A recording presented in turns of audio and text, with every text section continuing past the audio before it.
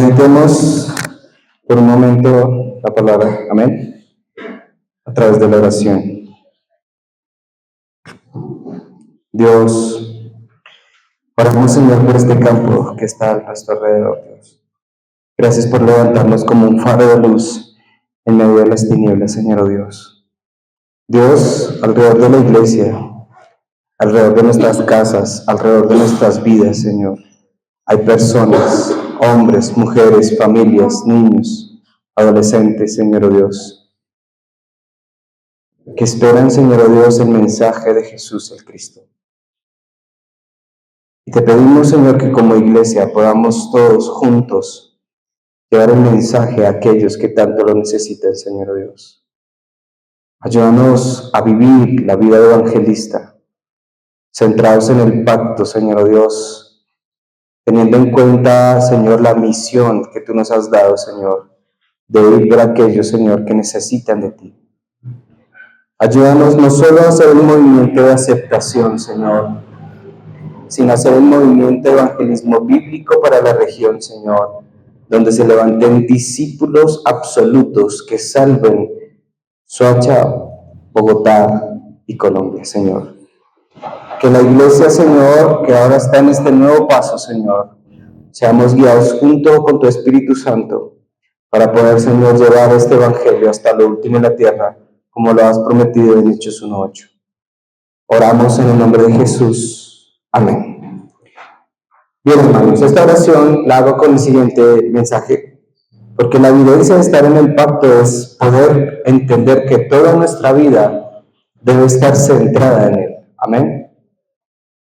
Y nuestra vida, si toda nuestra vida debe estar centrada en el pacto, lo importante del pacto no es solo que yo me quede con él, sino que yo pueda darlo a conocer a otros.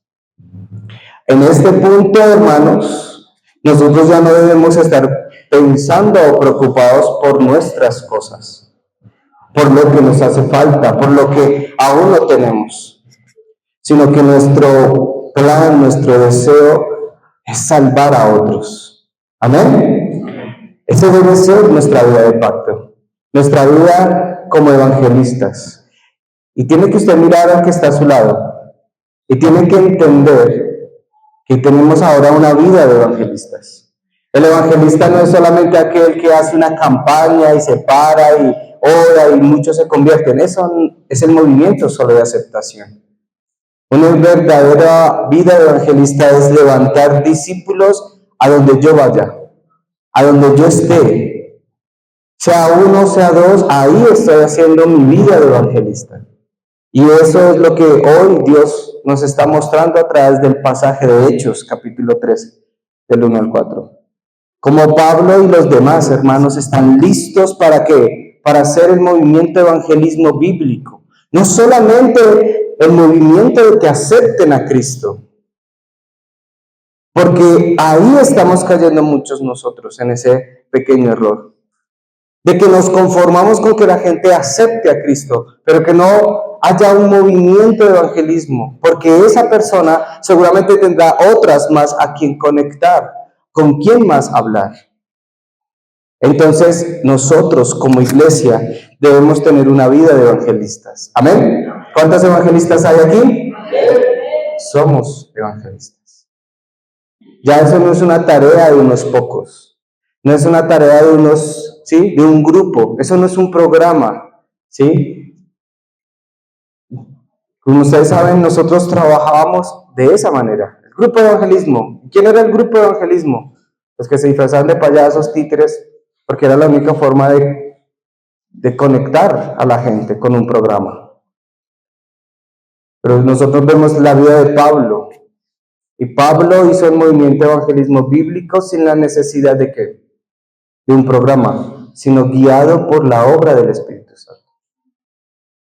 Eso es lo importante. Entonces, debemos empezar a mirar nuestra región. Debemos mirar Soacha, necesitamos mirar Bogotá, necesitamos ir hasta lo último que es Colombia. Nosotros, como iglesia, debemos empezar ahora a mirar Bogotá. Soacha ya tiene una iglesia. Esta es una iglesia, esta es la iglesia de Soacha. Dios ha prometido que va a hacer grandes cosas en Soacha. Y eso es una gran bendición. Dios va a establecer seguramente un lugar, varias iglesias regionales en Soacha. Pero también debemos orar por Bogotá. Debemos establecer una iglesia también en Bogotá. Y después levantar una iglesia que concentre a la mayoría de hermanos de toda Colombia para hacer el movimiento de evangelismo bíblico.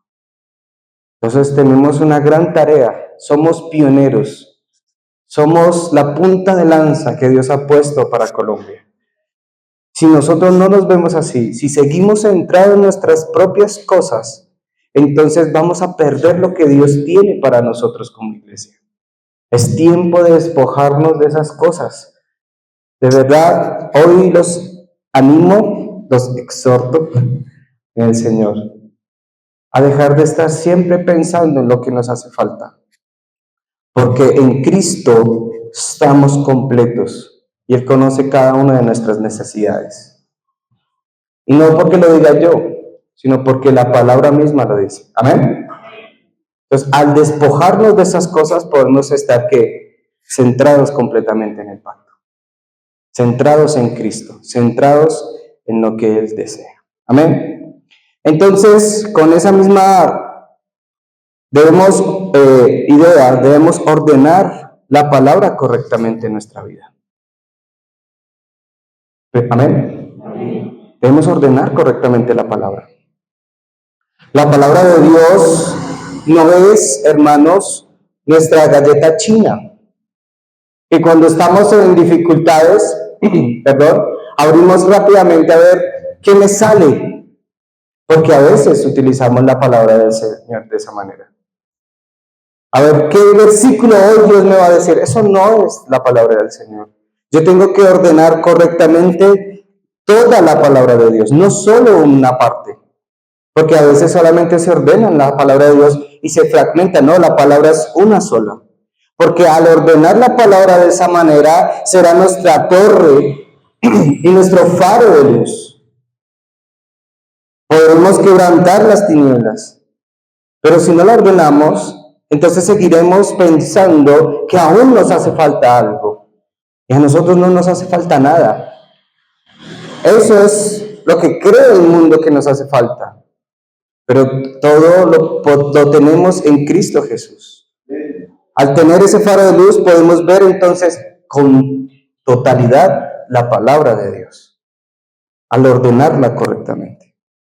¿Qué pasa si no ordenamos la palabra? Pues seguiremos en nuestros propios pensamientos, en nuestras propias ideas, en nuestras propias heridas, en nuestro propio orgullo, tal cual como vimos la semana pasada con Saúl.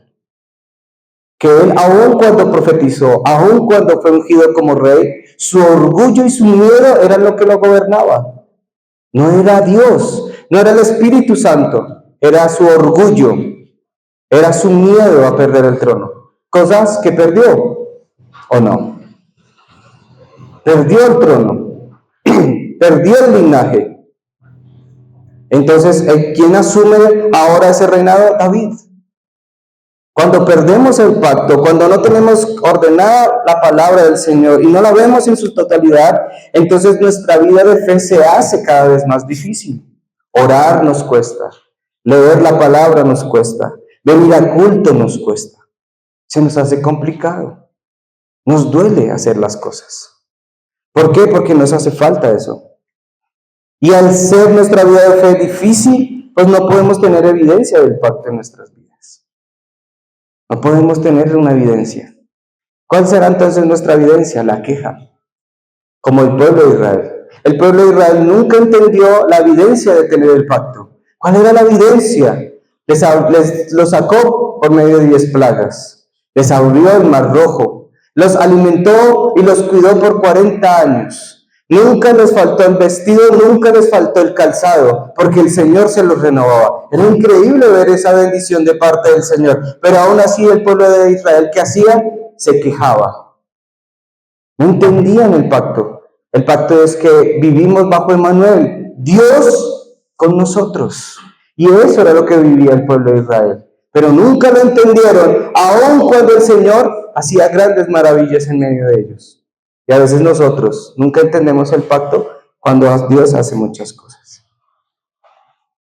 pequeñas, grandes, pero aún nuestra vida no está centrada en el pacto, sino en las cosas que nos hacen falta. ¿Qué le hace falta, hermano? ¿Dinero? Dice la Biblia que Él es el dueño del oro y de la plata. Mío es el oro, mía es la plata. ¿Qué le hace falta? ¿Salud? La Biblia dice que Él es el que nos ha sanado todas nuestras heridas. ¿Qué nos hace falta, hermanos? Porque en la palabra encontramos todo. Todo resuelto a través de ¿quién? De Cristo. Si Él lo hizo, entonces, ¿por qué nosotros aún tenemos eso? Amén. Yo espero, hermano, que usted entienda la importancia de vivir. La evidencia de estar en el pacto no es lo material. No es cuántas cosas usted tenga. Eso no es una evidencia de estar en el pacto. La evidencia de estar en el pacto es haber entendido quién soy yo delante del Señor. ¿Quién es usted delante del Señor? ¿Quién es usted, hermano? Si usted tiene claro ese concepto, ya no le falta nada. Porque así como un padre se esmera, se esfuerza por darle lo mejor a su hijo, ¿cuánto más nuestro Padre Celestial nos dará todo lo que nos haga falta? Dijo el Señor Jesús. Si usted no tiene claro el concepto de ser hijo de Dios, no está entonces entendiendo el pacto. Y está demorando que la promesa del Señor en su vida. Y todo lo que el Señor tiene para usted lo está demorando. ¿Por qué? Porque no ha entendido algo tan fácil de entender, pero tan difícil de dimensionar. Somos hijos de Dios.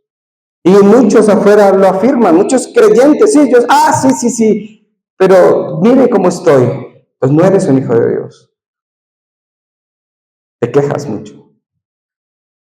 Ayer explicábamos a través del hijo pródigo.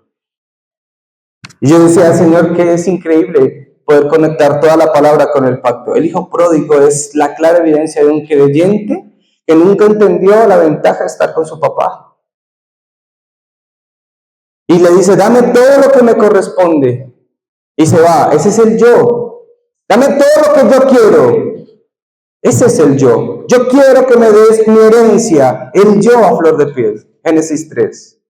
Yo quiero hacer mi vida. Yo no quiero que me gobiernes. Y sale y se va. ¿Y gasta qué? Toda su fortuna. Ese es el materialismo. Y consume toda su herencia en cosas que no debe consumir. Génesis 6. Y gasta todo su dinero en todo lo que podríamos nosotros pensar en aquella época. Y si nosotros lo pudiéramos contextualizar a nuestra época, ¿en qué podríamos gastarnos una herencia tan grande? En comida, en bebida, en cosas materiales, en el último iPhone 17 Pro Max. ¿Cuánto nos cuesta ese celular, hermano? ¿Ah? Casi un año de salario. La gente hoy se desespera por eso. Y Génesis 11, el fracaso, después de gastar todo, ¿dónde termina el hombre? ¿Dónde termina el hijo pródigo? Comiendo la comida de marranos. ¿No es Génesis 3, Génesis 6, Génesis 11? Quiso levantar una vida de éxito sin Dios. ¿Y qué le pasa al hombre? Le espera a la vuelta de la esquina, ¿qué? El fracaso.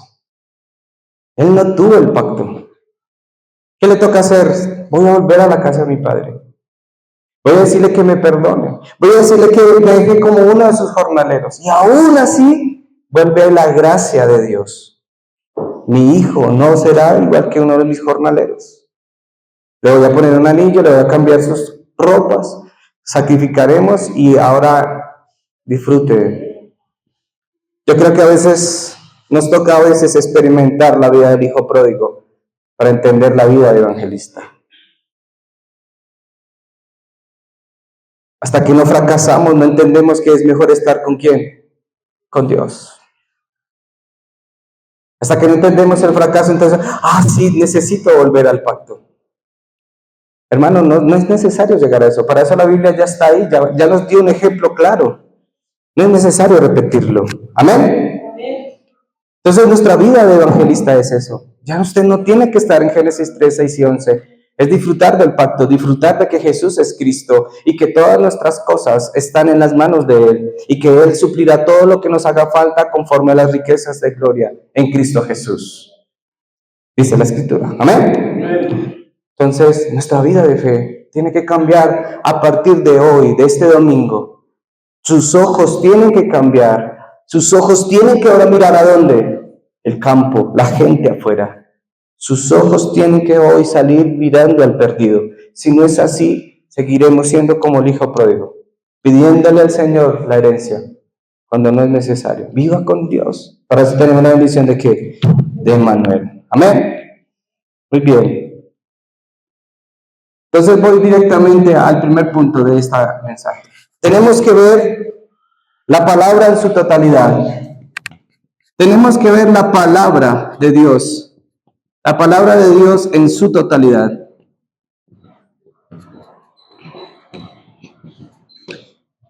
Y gracias a Dios el pastor Ryu la ha organizado y quiero hoy transmitírsela como se ha podido organizar y la ha podido ver él.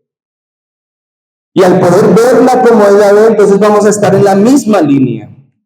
No sacando ideas de nuestro propio concepto, sino viendo realmente ¿qué? El pacto en ella. Amén. Y lo primero que yo entendí del pastor Río es que Génesis, el libro de Génesis es el problema del hombre.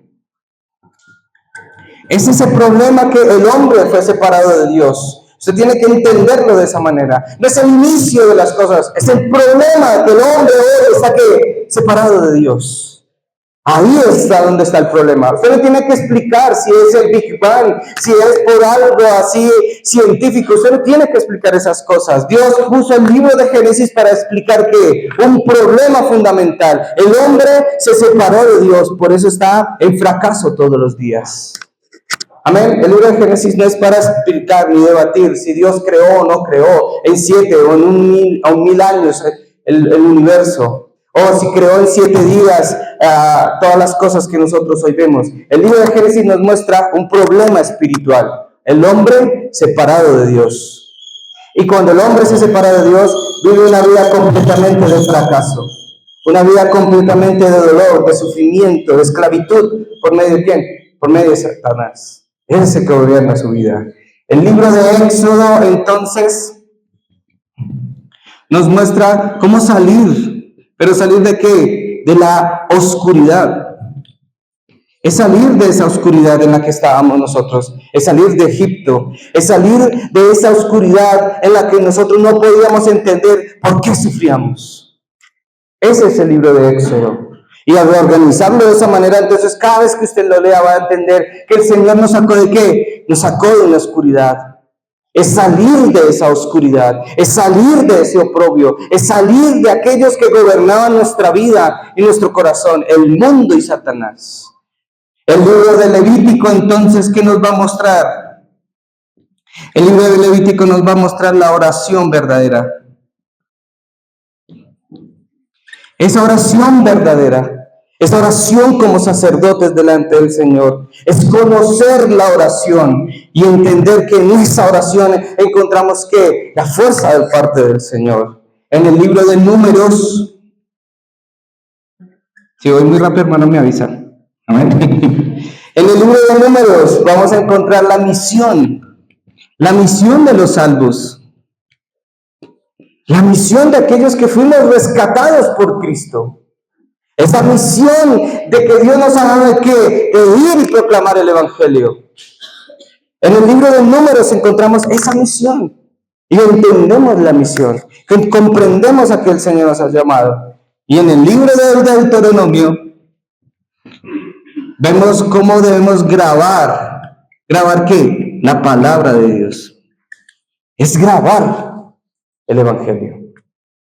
Los 5 primeros libros de la Biblia nos muestran el problema, cómo salir, la oración, la misión y grabar la palabra de Dios. Esa es la palabra. Así debemos organizarla. No podemos fragmentarla, una parte Éxodo, una parte Génesis, una parte Números. Debemos mantenerla unida. Bien. El 6.º punto podemos ver que aún estando en la época de los reyes, de los jueces, de los profetas, El pueblo perdió el pacto y al perder el pacto fueron cautivos. Estuvieron en cautiverio. Eso es lo que nosotros debemos ver. En el libro, entonces, llega el Evangelio. ¿Y qué es el Evangelio? Es la respuesta. ¿Y quién es la respuesta, hermano? Cristo es la respuesta. Ahí está en medio del Evangelio. Entonces, ¿qué es el libro de Hechos? El libro de Hechos es la primera evidencia.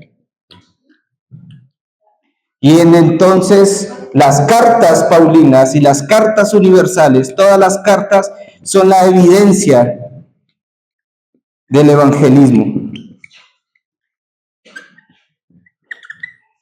Y el Apocalipsis es el caos, pero es el juicio. Amén. Les acabo de resumir 66 libros de la Biblia. No, yo no, el pastor Río acaba de resumir 66 libros de la Biblia.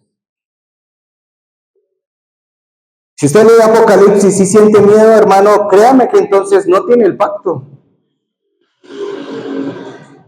Ay, no todo lo que va a pasar, entonces no tiene el pacto, hermano, porque Apocalipsis, aunque es caos, es la seguridad de estar en el pacto. Porque usted y yo vamos a vivir eso. No, hermana, no vamos a vivir. No estamos para eso. Ya me corro, hermanos, tranquilos. Préstenme atención, después anotan, no se preocupen, mírenme a mí. Esto es ordenar la palabra del Señor. Esto es darle un sentido lógico a la palabra de Dios. Es no verlo con ojos humanos, sino como Dios lo tiene bajo su orden. Entonces ahí podemos ver todo. Pero si nosotros tenemos esa naturaleza de dividir las cosas, que sea la palabra del Señor. Ordene hoy qué. ¿Esto qué es? Usted tiene que ordenar hoy qué. La palabra de Dios en su totalidad. No son libros independientes, no son historias bonitas en la Biblia. Ay, qué bonita la historia de David como vence a Goliat. Ay, qué bonita la historia de Elías, cómo hace descender fuego del cielo. Ay, qué bonita la historia de Job, cómo sufrió, pero Dios lo recompensó. Ay, qué bonita historia. Eso no son historias, hermano. ¿Es la palabra de quién? La palabra de Dios, que es viva y eficaz, dice Hebreos 4:12. Más cortante que cualquier espada de filo, que penetra hasta lo más profundo de nuestra vida. ¿No es así la palabra de Dios? Entonces no son historias bonitas. Es la palabra misma de Dios, dándonos respuesta a todo. Yo debo ver la vida así. Amén. Entonces tenemos la palabra. Lo segundo, entonces el segundo punto grande. Espero que me quepa, hermano. Es la oración. Esa es la vida de un evangelista. La vida del evangelista es ver toda la palabra completamente. En su totalidad. Esa es la vida del evangelista. Entonces la segunda es la oración. La oración que nos da ¿qué? La fuerza. El poder. Eso nos da la oración. Por eso yo les he dicho aquí, hermano, si usted no ora, muere espiritualmente. Porque la oración es como respirar. Si usted no respira, se muere. Si usted no ora, se muere. Y hay personas que están en cuidados intensivos, ya conectados los tiene el Señor, porque no oran. Viven por gracia, la gracia del Señor. Entonces, hermano, la oración nos da ¿qué? Fuerza. Si usted no ve, la oración no es, perdón que se lo diga y quiero desvirtuarlo, pero es que somos nosotros muy teatrales. La oración es hablar con Dios. Sí, es hablar con Dios, hermano, pero es ahí donde yo recibo ¿qué? La fuerza y el poder. ¿Para qué? Para seguir adelante. Porque si solamente lo hablamos como estar ahí en comunicación con Dios, pues solamente lo vamos a pensar como cuando yo me siento con alguien a hablar. ¿Y cuántas veces usted no se sienta a hablar con alguien que no le propone nada interesante?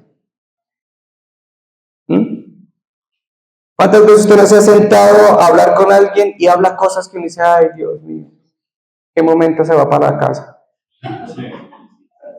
¿No es verdad? No tiene nada inteligente que decirle a uno.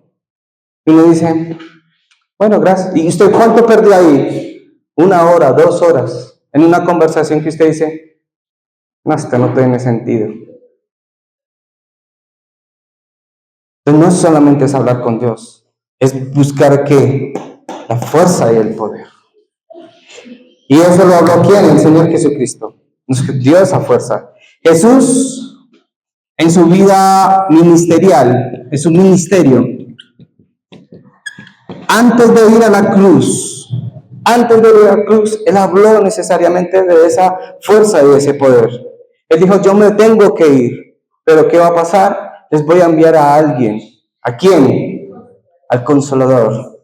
Pero necesitaba enviarnos a alguien. En Juan 14:16 lo dice, alguien que estuviera con nosotros, ¿qué? Eternamente.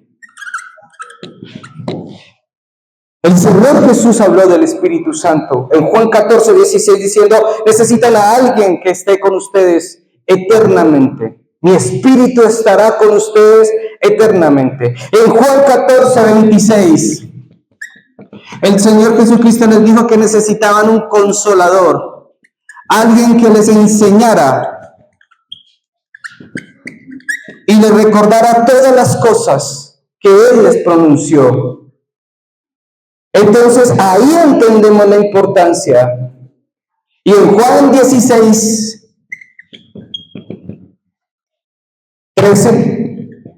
nos habla del Espíritu Santo como nuestra guía. Él nos guiará ¿a qué? A toda verdad. Esto lo dijo Jesús antes de qué? Antes, durante su ministerio. El Señor Jesús ya hablaba de quién, del Espíritu Santo, del Consolador, pero nosotros nunca nos habíamos dado cuenta. Nosotros empezamos a creer que el Espíritu Santo llegó en Hechos, apareció en Hechos. No, el Señor Jesús ya había dado respuesta al Espíritu Santo. En su vida ministerial les dijo, necesitan a alguien que esté con ustedes eternamente. Necesitan a alguien que les recuerde todo lo que yo les he enseñado. Y necesitan a alguien que los guíe a toda verdad. ¿Y toda verdad es quién? Cristo es toda verdad. Por eso, antes de irse, su último mensaje púlpito, su último mensaje a los discípulos, ¿qué fue? Hechos 1:8. Y en Hechos 1:8, ¿qué les dijo? Que recibirían ¿qué? La fuerza y el poder para hacer ¿qué? Testigos. Ahí está el Espíritu Santo. Y el Señor Jesús asciende a los cielos. Y está con el Señor ahora. Ese es el Señor en su último mensaje, en su última predicación les dijo, ahora oren. ¿Qué tienen que hacer? Tenían que orar ¿por qué? Por la promesa del Espíritu Santo. Nosotros oramos. Para los hermanos que están dudando si aquí es una iglesia trinitaria, creo que les acabo de presentar al Padre, al Hijo y al Espíritu Santo. Como para que no piensen más que aquí no somos trinitarios. Amén. Creemos en Dios Trino. Fue Jesús mismo en su vida ministerial y antes de irse al cielo que habló del Espíritu Santo. Y nos habló de eso. Por eso es importante. ¿Y cómo lo vemos nosotros en el Nuevo Testamento, en las cartas? Pues podemos darnos cuenta en Hechos 13 que leímos, en el versículo 1, que ellos, guiados por el Espíritu Santo, oraban. Es la obra del Espíritu Santo. En Hechos 13:1 dice, se ve la obra de ¿quién? La obra del Espíritu Santo. Y habla de unos personajes principales. Cuando usted lee Hechos 1:13, usted se va a encontrar con una respuesta ¿de quién? Del Espíritu Santo, que es increíble que el Señor haya reunido a Bernabé, haya reunido a 2 personas de África y haya reunido a Saulo. Estaban ellos, gente inentendible, gente que no debería estar ahí, gente que debería estar haciendo otra cosa, pero el Señor reunió de todas las regiones gente importante. ¿Para qué? Para su obra. Dios nos ha unido de regiones diferentes. Mi papá es del Tolima. mi mamá de Santander, y los unió para que naciéramos mi hermana y yo y hoy estuviéramos en el Evangelio. ¿Esa es la obra de quién? Del Espíritu Santo. ¿De dónde vienen sus papás? ¿De dónde los juntó el Señor? ¿Ven? Eso no es azar. Nosotros creemos que Dios está ya jugando con dados a ver a quién junta y a quién no. No. Dios a los que junta, los junta con un propósito. Y es este, mire, levantar ¿qué? La obra del Espíritu Santo. Amén. Y Dios unió a estas personas. A Bernabé, a Saulo, a un Simón. Ellos eran africanos, hermanos. Porque dicen que eran de tez morena, según los teólogos. Eran personas que Dios unió de diferentes regiones. ¿Para qué? Para que se hiciera la obra del Espíritu Santo. No nuestra obra. Esta no es mi obra. Esta iglesia no es mi obra. ¿Es la obra de quién? Del Espíritu Santo. Para que la gente deje de estar diciendo afuera que es que falta algo dentro de la iglesia, les falta el Espíritu de Dios. No, es al contrario, estamos más llenos del Espíritu Santo hoy que nunca. Más llenos que nunca. Porque ¿de dónde recibimos nuestra fuerza y poder? Del Espíritu Santo. Entonces ahí entendemos. Miren que dice en Hechos 13:2. En Hechos 13:2 dice que ellos estaban ¿qué?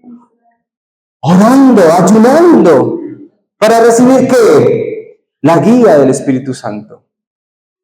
Si nosotros no oramos, si nosotros no estamos en esa comunión, no es la importancia del ayuno y la oración, es entender que cuando oramos y ayunamos vemos que la guía del Espíritu Santo. Es ahí donde vemos la guía del Espíritu de Dios. Pero mientras nosotros no entendamos eso, hermano, nosotros seguiremos en un camino, pero no entenderemos la dirección, no entenderemos el propósito del Señor. Seguiremos vagando, perdón la expresión. Entonces ahí, ¿en dónde? En medio de la oración y del ayuno, Pablo recibe la guía del Espíritu Santo. Todos, hermano, por eso necesitamos orar. Por eso nos reunimos los viernes, por eso nos reunimos a orar los domingos. Porque necesitamos todos juntos recibir ¿qué? La guía del Espíritu Santo. Si no recibimos la guía del Espíritu Santo, entonces estaremos perdidos allá afuera. Entonces en Hechos 13:2 nos habla de eso, de que Él guía al Espíritu Santo. Y fueron enviados, dice la palabra del Señor. ¿Por quién fueron enviados? ¿Por ellos mismos? Por el Espíritu Santo. Nosotros ¿cuántas veces hacemos las cosas sin ser enviados por el Espíritu Santo? ¿Y qué pasa cuando lo hacemos? Esa es la respuesta, hermano, ¿sí o no? Fracasamos. Entonces debemos recibir la guía para ser enviados. Recibir la guía. ¿Y cómo recibo la guía? En oración. Si yo oro, recibo la guía para poder ser enviado al campo. Por eso debemos entender, ahora sí debo entender lo que dice 1 Corintios 3:16. ¿Que somos qué? Templos. ¿Templos de qué? Del Espíritu Santo. Por eso somos guiados. Esa es nuestra seguridad. Hermano, no fracase más. ¿No está cansado de eso? ¿Está cansado de esa vida de fe complicada, difícil, que no ve nada? ¿No está cansado de esa situación, hermano? Yo me cansé. Hace 2 años me cansé. Le dije, Señor, ya no quiero guiar mi vida. Ya no tomo ninguna decisión. Me cansé. Todo lo que yo tomo, cualquier decisión que tomo, es un fracaso total. Es un fracaso rotundo. Es un fracaso asegurado. Ya me cansé de verdad. Le dije, toma tú las decisiones por mí. Y hasta el día de hoy, de verdad, ha sido la mejor decisión de mi vida. Esa fue la mejor decisión que tomé.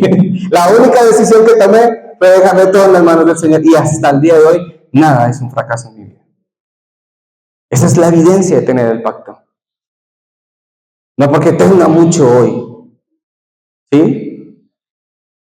Hace poco Llegué en mi moto y me parqué allá, ¿sí? Todos los otros llegaron en motos grandes. Me dijeron, profe, pero usted lleva ya aquí 2 años, cómprese una más grande. Y como somos del área de educación cristiana, en el colegio, soy profesor de esa área, dice, los de educación cristiana deberían tener una moto más grande, más poderosa, ¿sí? Que haga más ruido, profe. ¿Qué pasa? ¿No le está llegando la bendición? ¿Sí? ¿Dónde queda? Y no. ¿Cuántos números estoy llegando a su casa en esa moto? Uy, con todos esos trancones, casi 1 hora. Yo me demoro solo 45 minutos porque es pequeña y cabe por donde yo quiero.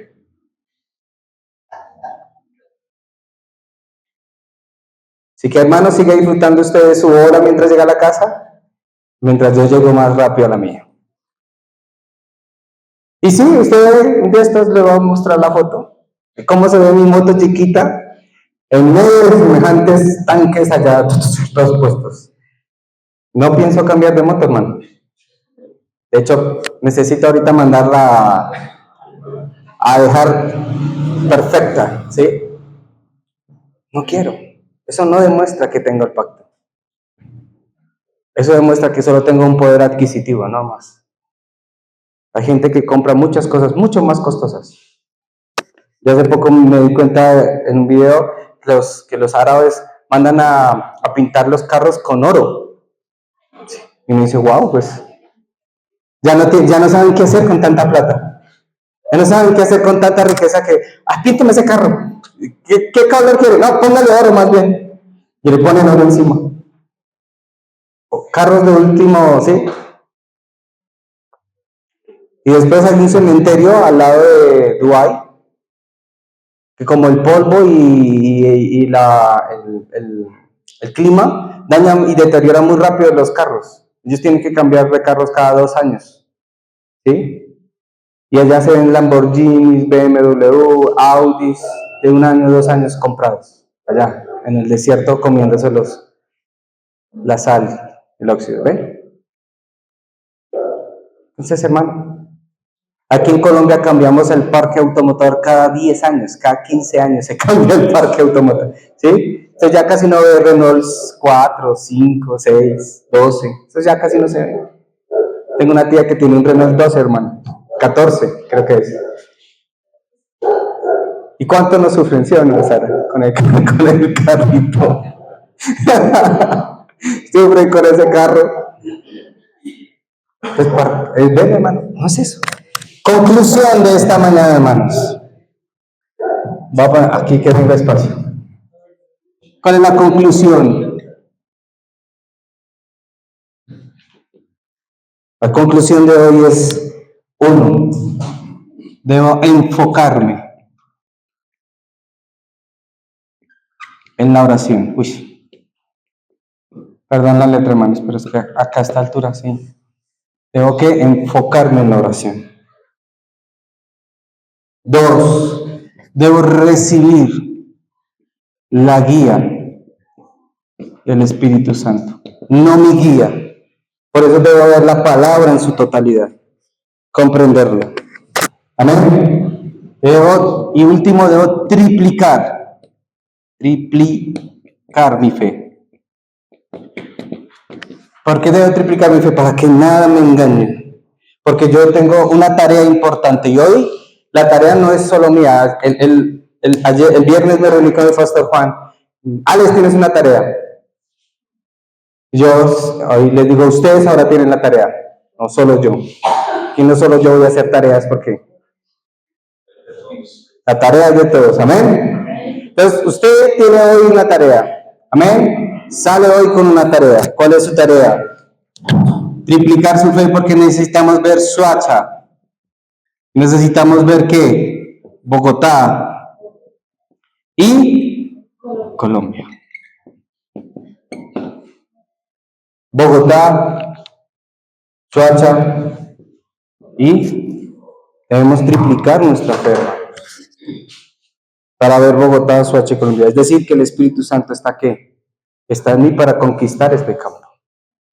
¿Amén? Ya no es verlo. Ya no es lo que me falta. A usted lo que le falta hoy, mírelo, es salvar su hacha. Es salvar, es salvar. Eso es lo que a usted le hace falta hoy.